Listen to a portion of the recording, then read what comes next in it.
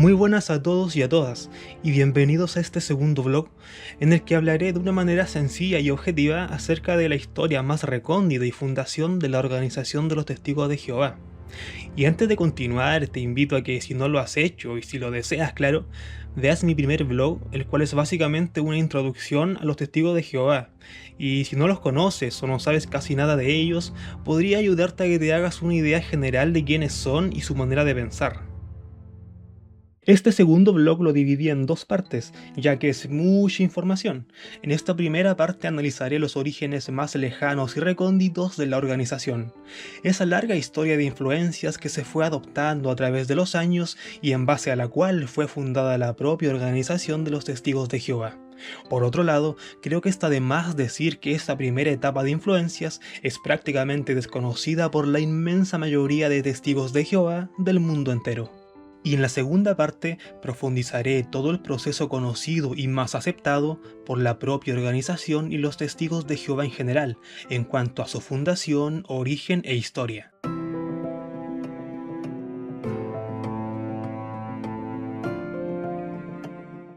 Para comenzar y entender del todo los orígenes de esta organización, es necesario que nos situemos en el contexto global histórico de influencias. Y para ello tenemos que remontarnos al siglo XVIII, particularmente al año 1782, en la ciudad estadounidense de Pittsfield, en donde un día 15 de febrero nace William Miller, un personaje totalmente desconocido para los testigos de Jehová en general, pero con una enorme influencia hacia ellos. William Miller, quien desde pequeño fue criado con creencias bautistas, y quien a la postre y en su vida de adulto, y luego de ser granjero, guardia de seguridad, sheriff, parte de la milicia estadounidense e incluso masón, va perdiendo poco a poco su fe en las creencias bautistas, volviéndose deísta. Esto es, que creía en la posibilidad de una deidad superior, pero solo a través de experiencias personales o la razón, y no a través de la fe ni la religión. Aquí, y haciendo un entre paréntesis, este pensamiento deísta personalmente me parece bastante cuerdo y bien planteado. Creo que tiene bastante lógica el creer en un ser supremo o sentirlo a través de nuestro razonamiento o raciocinio humano, y no a través de una iglesia o simplemente la fe. Volviendo a Miller, y cuando éste formó parte del ejército en la guerra anglosajona estadounidense de 1812, vio cómo las fuerzas americanas, sumamente superadas en número, vencieron a su contraparte británica. Miller, luego de aquella épica victoria, llegó a ver el resultado de esa batalla como milagroso, y se lo atribuyó directamente a Dios. Tanto así que posteriormente escribiría: "Me pareció que un ser supremo debió haber observado los intereses de esta nación en una forma especial, y nos liberó de las manos de nuestros enemigos". Un resultado sumamente sorprendente contra tales probabilidades. Me pareció el trabajo de una fuerza más poderosa que el hombre mismo. Por lo tanto, la victoria estadounidense contra el Reino Unido fue atribuida por William Miller directamente a Dios, lo que personalmente me parece algo bastante irrisorio. Luego de aquel acontecimiento que lo marcaría de por vida, Miller recupera su antigua fe en las creencias bautistas, esas creencias que alguna vez le fueron inculcadas por su madre, pero sin perder su deísmo, por lo que decidió combinar ambas ideologías. Y a la par, y en esa misma época, se interesa de gran manera en la muerte, y la idea de una vida después de esta. Y esto se incrementa enormemente cuando su padre y su hermana fallecen. Miller aparentemente sentía que solo había dos opciones posibles después de la muerte: la aniquilación o la rendición de cuentas, y con ninguna de las dos opciones se sentía cómodo.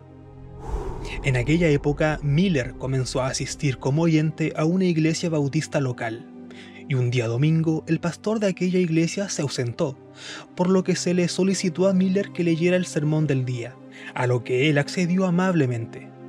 Y luego de su lectura pública, Miller fue elogiado enormemente por los demás miembros de la iglesia, tanto así que posteriormente escribiría: "Repentinamente el carácter de un Salvador fue vívidamente grabado en mi mente.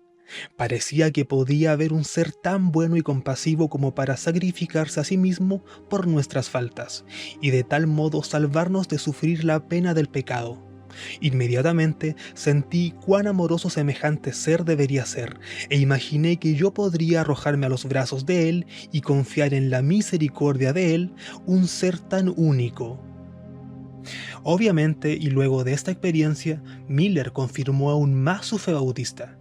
Tanto así que fue dejando su deísmo de lado y comenzó a centrarse de lleno en los asuntos bautistas, y junto a ello a analizar y estudiar minuciosamente la Biblia. Y esto lo hizo a cabalidad durante los 2 años próximos, capítulo por capítulo y versículo por versículo. Y luego de analizar el pasaje de Daniel capítulo 8, versículo 14, llegó a la conclusión final y bajo una serie de cálculos que el regreso de Jesucristo a la tierra sería para el año 1843.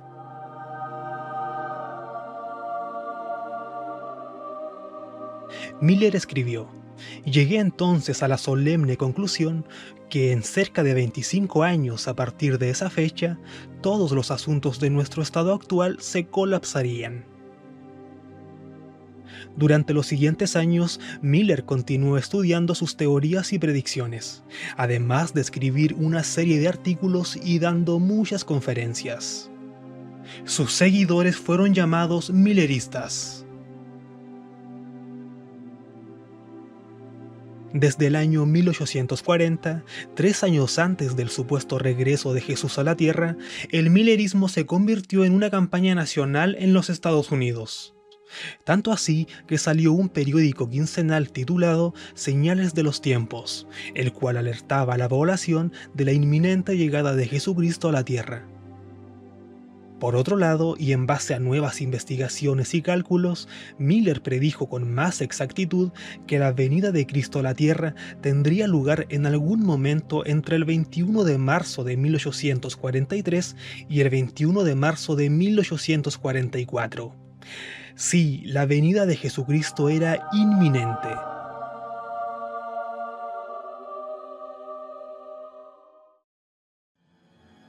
Y el 21 de marzo de 1844 llegó. Y no sucedió nada. Sin embargo, y en base a un nuevo cálculo, Miller vuelve a predecir que la venida de Cristo sería para el día 18 de abril de 1844.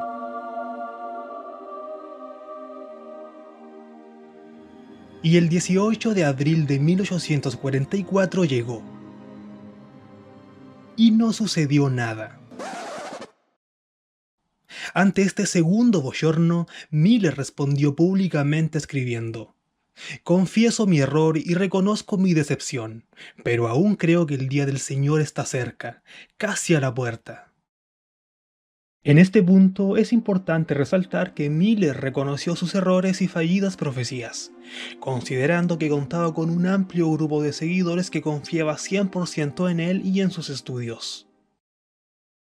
En agosto de ese mismo año, Samuel Snow, uno de los más acérrimos admiradores y seguidores de Miller, presentó su propia teoría acerca del inminente regreso de Cristo a la Tierra, a la cual llamó el mensaje de los 7 meses o el verdadero grito de medianoche, en el cual, basándose también en el texto de Daniel capítulo 8, versículo 14, y en base a sus propios cálculos y estudios, predijo que Cristo regresaría el día 22 de octubre de ese año, 1844.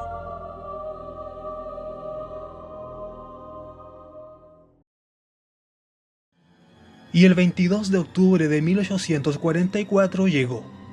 Y sí, tampoco ocurrió nada. Y ante esta tercera profecía fallida de los milleristas, se produce el denominado Gran Chasco.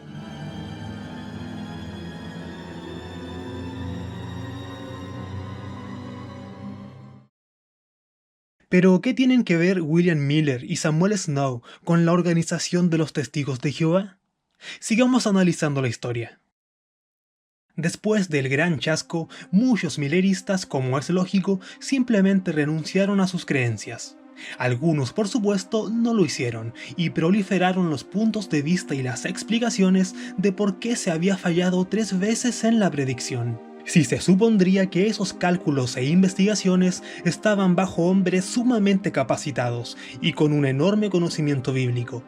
Pensemos en toda esa gente crédula, que depositó durante años su fe en los altos líderes mileristas, esperando y confiados en que Cristo regresaría. Probablemente algunos de ellos dejaron todos sus bienes materiales, otros quizás dejaron sus familias, amigos, trabajos o estudios, y todo para estar con la mente y el corazón puesto en un 100% en la segunda venida de Cristo, lo cual jamás ocurrió.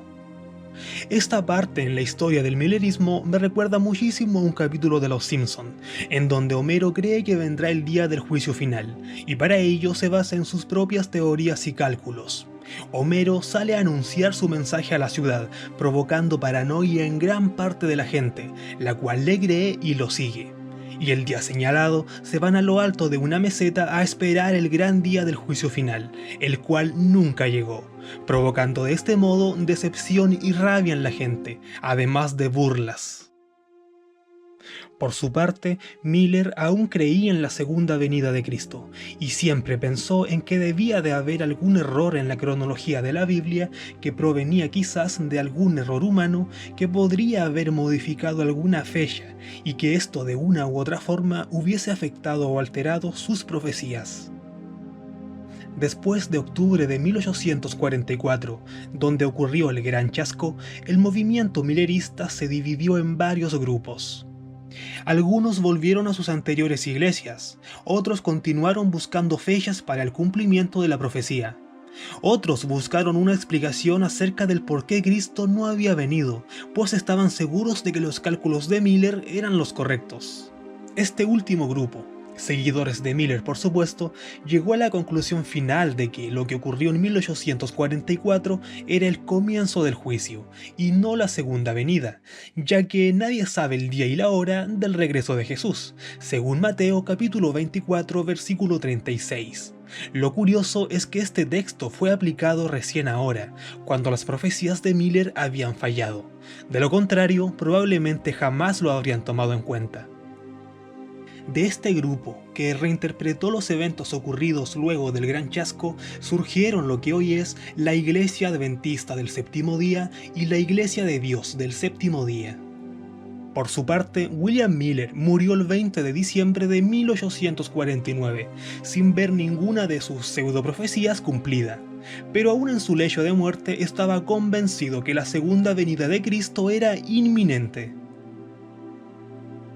Bajo todo lo ocurrido, analizado y planteado, ¿podríamos decir que William Miller y Samuel Snow fueron falsos profetas?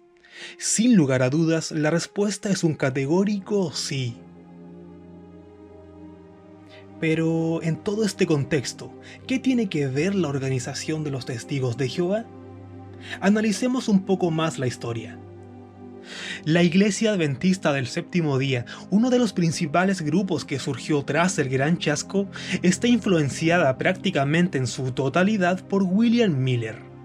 Y entre sus principales miembros destacó Jonas Wendell, un acérrimo seguidor de Miller, que como muchos otros y luego del Gran Chasco vio su fe muy decaída, pero luego de retomar sus estudios e investigaciones en la Biblia volvió a recuperarla, por lo que comenzaría a predicar por gran parte de los Estados Unidos, donde fue esparciendo la doctrina adventista influenciada por Miller. Bajo sus propios cálculos e investigaciones, Wendell llegó a la conclusión de que estaba la posibilidad de que la segunda venida de Cristo fuese en el año 1868. De lo contrario, sería entre los años 1873 y 1874. Como lo hacía también Miller, Wendell daba conferencias acerca de sus propias doctrinas y profecías, y fue en una de estas presentaciones en donde un joven de 22 años de la audiencia comenzaría a interesarse profundamente en estos temas. ¿Quién es este joven? Antes de ir con eso, es importante mencionar a modo de anécdota que en 1871, solo un par de años antes de la supuesta segunda venida de Cristo a la Tierra, según Wendell, se hizo público un rumor. el cual decía que el mismísimo Jonas Wendell habría sido arrestado en Pensilvania, acusado de mantener relaciones íntimas con una niña de 16 años. Pero por falta de evidencias y las propias negaciones de Wendell, todo quedó en nada. Finalmente, 1873 llegó, y no sucedió nada, a excepción del fallecimiento del propio Wendell, el 14 de agosto de aquel año. Pero en 1874 tampoco sucedió nada. Una vez más las profecías habían fracasado. Si años antes habían fallado los milleristas, ahora eran los adventistas. Lo más probable es que los seguidores de Wendell atribuyeran el no cumplimiento de las profecías a errores logísticos, de cálculos o de fechas, al igual como habían hecho anteriormente los seguidores de Miller y Snow. Y bajo esta misma línea y siguiendo la lógica, ¿podríamos considerar también a Jonas Wendell como un falso profeta? Evidentemente que sí. Volvamos con ese joven de 22 años que había quedado anonadado con una de las presentaciones de Wendell. Se trata de Charles Taze Russell, y aquí es importante que nos detengamos y hacer una pausa en la historia, porque nos encontramos a puertas del comienzo de la futura organización religiosa de los Testigos de Jehová. Y para conocer este inicio, consideré muy oportuno interiorizarme en parte de la historia del millerismo y el adventismo, ya que forman una parte fundamental en la historia y obra futura del propio Charles Taze Russell. Para concluir este video, repasemos una última vez a los principales protagonistas en la cronología de esta historia. Tenemos en un comienzo a William Miller, quien claramente fue un falso profeta. Luego surgió Samuel Snow, quien también sería un falso profeta, y finalmente Jonas Wendell, quien también se convertiría en un falso profeta. Pero ahora tenemos a un cuarto personaje en la historia y en esta cadena de falsas profecías, el joven Charles Taze Russell.